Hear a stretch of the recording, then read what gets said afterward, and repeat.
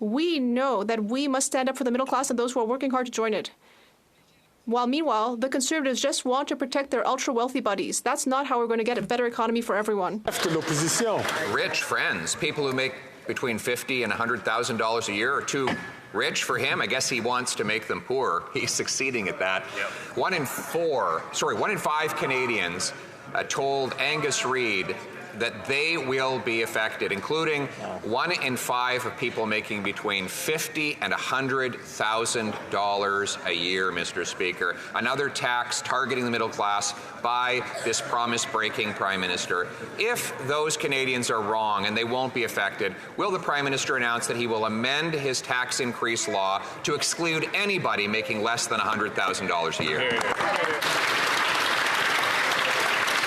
The Right Honourable Prime Minister. Mr. Speaker, our increase to the capital gains inclusion rate will affect people who make more than $250,000 in profits when they sell successful investments within a given year.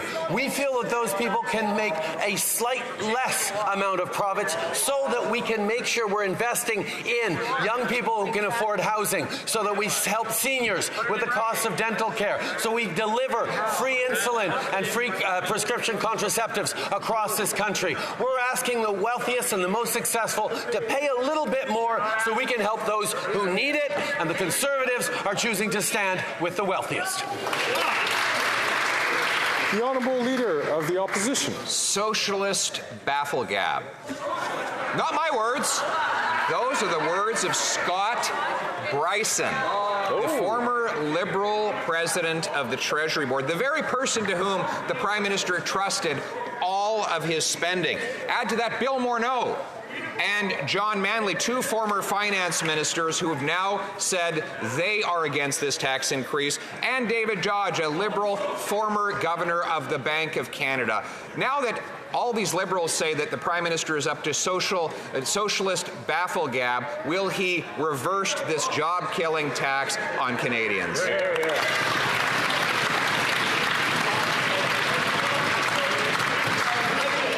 Right Honourable Prime Minister. Mr. Speaker, it should actually be no surprise to Canadians to see the Conservatives, after pretending to care about workers, after pretending to care about vulnerable people, revert to type and stand against and ask for the wealthiest to pay a little bit more in taxes so we can invest even more in Canadians who need it, whether it's through a National School Food Program, whether it's expanding places in childcare, whether it's delivering dental care for seniors and Canadians with disabilities. These are all things the Conservatives stand against, just like they stand against asking the wealthiest to pay their fair share. That's a shame, Mr. Speaker.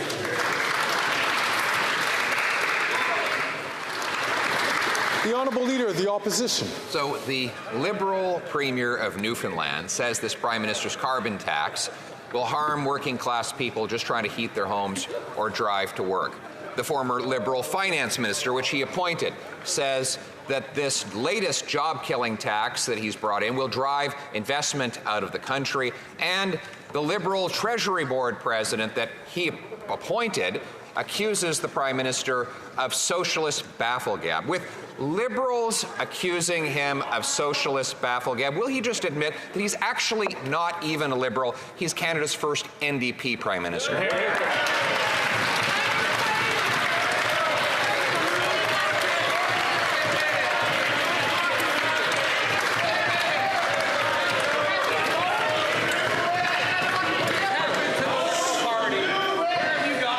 Right Honourable Prime Minister. Mr. Speaker, we have demonstrated over the past 9 years that investing in the middle class and people working hard to join it can create growth for the country, and that's why we're continuing to step up to put that growth for work by putting more money in the pockets of Canadians, whether it's through a plan to fight climate change that puts more money in the pockets of 8 out of 10 Canadian families across the country, whether it's by moving forward on asking the wealthiest who are selling off profitable investments to share a little more of those profits with Canadians who need it, by countering the housing crisis, by investing in young people. But once again, Conservatives stand with the wealthiest. We stand with the middle class. Here, here.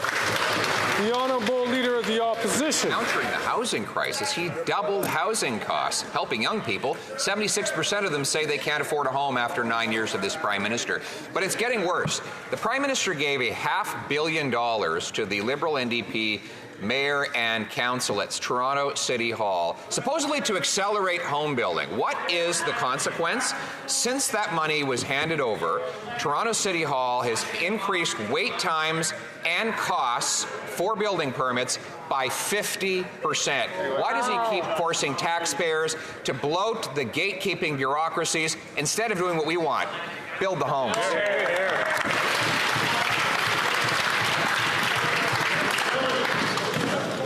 I know that we are coming to the end of the summer, end of the session, and members by Friday, and that members sometimes might be a little bit more excited. I'm going to ask all members to please not take the floor unless they're recognized by the chair, because I can hear their voices pretty well. The Right Honourable Prime Minister. Mr. Speaker, the challenging fact that the Leader of the Opposition is trying to avoid is that just last week it was demonstrated that housing starts are up across this country, and that is part of where we have been investing with communities across the country in the Housing Accelerator Fund that is delivering more homes built faster. Indeed, we're going to see close to 4 million new homes in the coming decade because Canadians know that more density, better use of public lands, better protection for renters, better math for home builders to be able to build more affordable homes. These are the things that are going to make a difference in Canadians' lives. Hear, hear. The Honourable Leader of the Opposition. Better math? Well, I think we can all agree this Prime Minister needs better math. But here is the math. The Altus Group says that Canada's development charges are significantly higher, and our wait times for getting building permits are the second slowest in the entire OECD. And what is this Prime Minister doing? Giving $500 million to the City of Toronto, which has just increased its development charges and its permit wait times by 50%. So once again, why does the Prime Minister keep funding the gatekeepers instead of removing them so we can build the homes? Again, I'm going to ask members, particularly the member from Hamilton Centre, if he could please not heckle people while they have the floor. Order. The Right Honourable Prime Minister. Mr. Speaker, here's a concrete example of how one makes the math work to build more homes. Last year, we made a decision to take off the GST on purpose-built middle-income apartment buildings, on the kind of apartment buildings we need more of right across the country. Within a few days after having announced that we would no longer be charging the GST on new apartment buildings, thousands of new units were being announced by developers across the country because suddenly they were able to bring projects onto the table that hadn't been on it before. That's how you invest in housing. That's how you deliver for Canadians. The Honourable Leader of the Opposition. Mr. Speaker, permits take 3 times longer to get in Canada than in the U.S. and in the U.K.